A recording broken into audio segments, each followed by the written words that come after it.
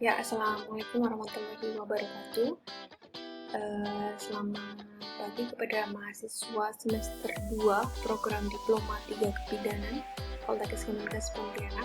Saya ucapkan selamat datang di mata kuliah promosi kesehatan dengan saya selaku PJ mata kuliah Afizatia SST MPH. Di sini sebelum memulai perkuliahan saya akan memperkenalkan mengenai kontrak pembelajaran tentang mata kuliah promosi kesehatan satu semester yang akan datang. Apa saja yang akan kita pelajari? Di sini saya akan menyampaikan kurang lebih 15 sampai 30 menit untuk menyampaikannya.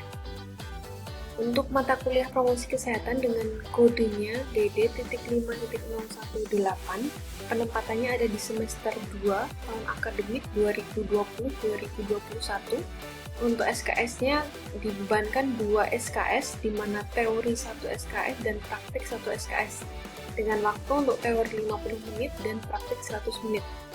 Saya selaku PJ mata kuliah dengan tim, yaitu Ibu Rohuna SKM MPD. Di sini manfaatnya dengan mengikuti mata kuliah promosi kesehatan harapannya dapat memberi bekal kepada mahasiswa untuk melakukan promosi kesehatan dalam pelayanan kebidanan. Jadi mengapa kita perlu melakukan sebuah promosi? Yaitu promosi salah satu bentuk upaya preventif, di mana itu juga sebagai capaian pembelajaran dari D3 Kebidanan dan dapat menyampaikan satu edukasi ke masyarakat ataupun ke stakeholder kita. Kemudian deskripsi perkuliahan, nanti dari prokes apa saja sih yang akan kita pelajari, ada dari konsep, metode dan media, kemudian analisis upaya pendekatan prokes, bagaimana peran bidan dalam prokes, ruang lingkupnya, sampai dengan evaluasi pada penerapan prokes. Di sini penekanan dan pemahamannya melalui kegiatan belajar kuliah, tugas, dan praktikum. Tujuan instruksional umumnya, secara umum ini mahasiswa mampu memahami dan nanti dapat melaksanakan promosi kesehatan dalam pelayanan kebidanan. Apa tujuannya? Setelah menyelesaikan mata kuliah ini, diharapkan mahasiswa mampu memahami kurang lebih ada 12 bab pokok bahasan tentang mata kuliah promosi kesehatan ini. Selanjutnya strategi pembelajaran. Bagaimana yang dalam 14 kali pertemuan bagaimana saja strateginya?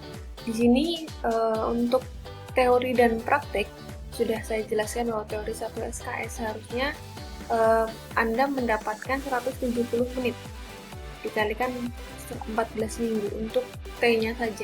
Namun di sini untuk tatap muka hanya 50 menit dan terjadwal 50 menit dan 120 menitnya digunakan untuk mencari literatur secara mandiri. Jadi harapannya yang sudah disampaikan oleh dosen, kemudian Anda juga membuat penugasan, itu dapat kami berikan waktu 120 menit untuk mencari literatur secara mandiri. Untuk tatap muka dengan dosen, waktunya kurang lebih 50. Untuk praktiknya, di mata kuliah promosi kesehatan ini dalam bentuk seminar, role play, kemudian dalam bentuk pembuatan SAP, dalam bentuk pembuatan media. Untuk satu SKS-nya juga sama 170 menit dengan 14 kali tatap muka. Masing-masing untuk tatap mukanya adalah 100 menit, 70 menit itu nanti digunakan untuk penyusunan penugasan. Di sini tugasnya ada 3 macam, jadi nanti tagihannya ada 3, yaitu membuat makalah kelompok. Nanti dari setiap kelompok ditugaskan untuk membuat paper tentang topik-topik tertentu. Di sini topik diambil dari daftar substansi kajian yang sudah ditetapkan. Jadi nanti seperti semester sebelumnya, saya sangat mengapresiasi mahasiswa sangat bagus dalam membuat video presentasi, dibuat bagaimana presentasi dibuat semenarik mungkin dan diupload di YouTube. Nanti sama membuat makalah, kemudian membuat presentasi. Presentasinya kita menggunakan video, dan tanya jawab dilakukan melalui WhatsApp group. Nanti bisa dilakukan. Kemudian melakukan dan membuat role play, sama juga seperti semester sebelumnya. Jadi role play sebelum musim pandemi seperti ini itu dilakukan di ruang kelas, kemudian ditonton oleh semuanya, oleh semua mahasiswa. Namun sekarang dalam kondisi seperti ini kita perlu menyesuaikan. Jadi sudah dibuat tahun kemarin, semester sebelumnya menggunakan role play dan divideokan. Sekarang juga perlu dibuat divideokan. Kebetulan karena semester ini Anda semuanya ada di asrama, jadi mungkin bisa lebih mudah dalam menyusun role play tanpa harus berbeda kota. Di sini sama, nanti dibuat di video dan diupload pada YouTube sesuai dengan jadwalnya. Jadi boleh sekarang minggu ini Anda sudah membuat role play-nya, namun diupload pada YouTube itu sesuai jadwal, dan sama nanti mahasiswa absen pada YouTube tersebut dengan mengisi kolom komentar.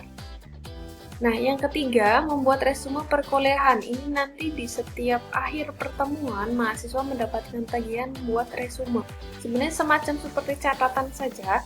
Catatannya itu silahkan dicatat pada catatan Anda, ditulis tangan, boleh juga silahkan diketik, nggak jadi masalah. Kemudian jika untuk yang ditulis tangan, silahkan di-scan dan diupload pada file paling lambat 24 jam dari waktu akhir perkuliahan. Jadi nanti hari ini pertemuan tanggal 1 Maret 2021, 24 jamnya maksimal tanggal 2 Maret jam 23.59 diupload pada file. Ini tugas resume perkuliahan, tugas individu. Nah, ini yang paling penting, kenapa sih Bu harus penugasan? Di sini tugas terstruktur itu memiliki bobot 25%. Jadi tugas itu dimaksimalkan. Jadi minimal A, minimal 79. Ini dapat membantu juga jika ujian akhir tengah semester dan akhir semesternya itu nilai Anda tidak terlalu baik. Di sini dimana UAS-nya 40% dan UTS-nya 35%. Kemudian kehadirannya ini minimal 75% dari total tatap muka. Jadi kalau misal 14 kali pertemuan, Anda maksimal 3 kali bolos. Di sini kalau misalnya udah 4 kali bolos atau 5 kali bolos, bagaimana itu tidak diperbolehkan mengikuti UAS atau UTS. Jadi dimungkinkan akan mengulang semester yang akan datang. Jadi dikomunikasikan dengan dosennya, kemudian sekarang sudah lebih ketat lagi untuk presensi atau daftar hadir. Jadi kalau kurang dari 75% itu akan disampaikan ke PJ mata kuliah saya di sini. Nanti saya akan, jika kurang dari 75%, apakah akan memberikan penugasan ataupun tetap tidak diperbolehkan untuk mengikuti ujian. Namun untuk praktek mahasiswa di sini 100% dari total tatap muka, artinya praktek itu tidak boleh bolos. Ya, di sini seluruh tugas harus dikumpulkan sesuai dengan waktu yang telah ditetapkan. Dan nanti seluruh tugasnya silahkan bisa dikolektifkan jadi satu, dikumpulkan jadi satu kepada PJ mata kuliah dan di-upload pada Google Drive. Jadi Google Drive-nya itu saya bisa menyimpan dan juga mahasiswa juga bisa menyimpan, kita simpan di sana. Oke. Daftar referensinya. Karena sekarang sudah merdeka belajar, saya rasa ini juga referensinya belum terlalu banyak saya menyampaikan di sini. Anda bisa mencari juga di e-book atau di buku yang lain mengenai teori dari promosi kesehatan. Ini sebagian kecil saja yang bisa saya sampaikan. Oke, selanjutnya dimasuk ke jadwal perkuliahan. Nanti silakan kami dibuka untuk kalender akademik. Jadi di sini sebelum UTS kita masih ada kurang lebih 4 atau 5 minggu. Jadi nanti di sini 4 minggu sampai dengan 5 April kita sudah UTS. Jadi untuk pertemuan pertama dan pertemuan kedua ini akan diselesaikan di tanggal 1 Maret, di mana teorinya selama 50 menit, teori pertama, pada pertemuan pertama, dan teori pertemuan kedua adalah juga sama 50 menit.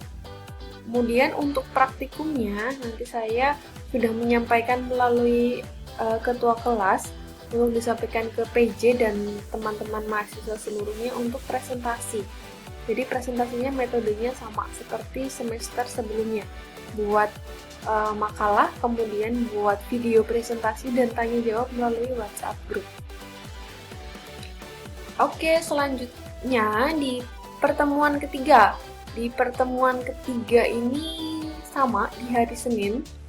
Di sini teorinya saya akan membahas mengenai media dalam Promkes. Kemudian untuk praktikumnya membuat berbagai media Promkes. Ini yang nanti akan saya jelaskan apa saja sih media yang kita perlukan gitu. Saya berikan buat kelompok kembali.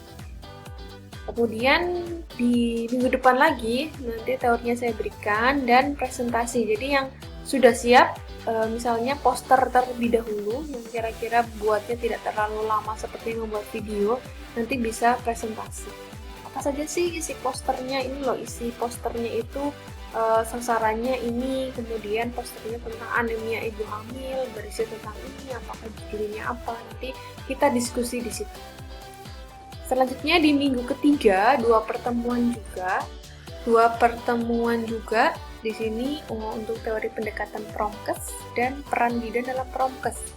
Di sini berita tentang bidan melakukan pendekatan dalam Promkes, kemudian dipresentasikan, nanti presentasi, kemudian role play peran bidan dalam Promkes. Ini nanti role play-nya, linknya nanti akan saya upload di VLab dan di video. Di sini tanggal 15 Maret. Oke. Selanjutnya di minggu ke-4. Minggu ke-4. Ini nanti tentang lingkup Promkes. Di sini praktiknya brainstorming, kita diskusi saja, atau jika kemarin memang belum sampai selesai presentasi untuk presentasi medianya, nanti kita lanjutkan di tanggal 22. Oke, dengan saya sampai ke pertemuan ke-7, sampai sebelum UAS itu masih ada 1 minggu lagi di pertemuan dengan Guru Huna tentang etik dalam Promkes dan prinsip perubahan perilaku, nanti dengan Guru Huna sampai dengan 29 Maret.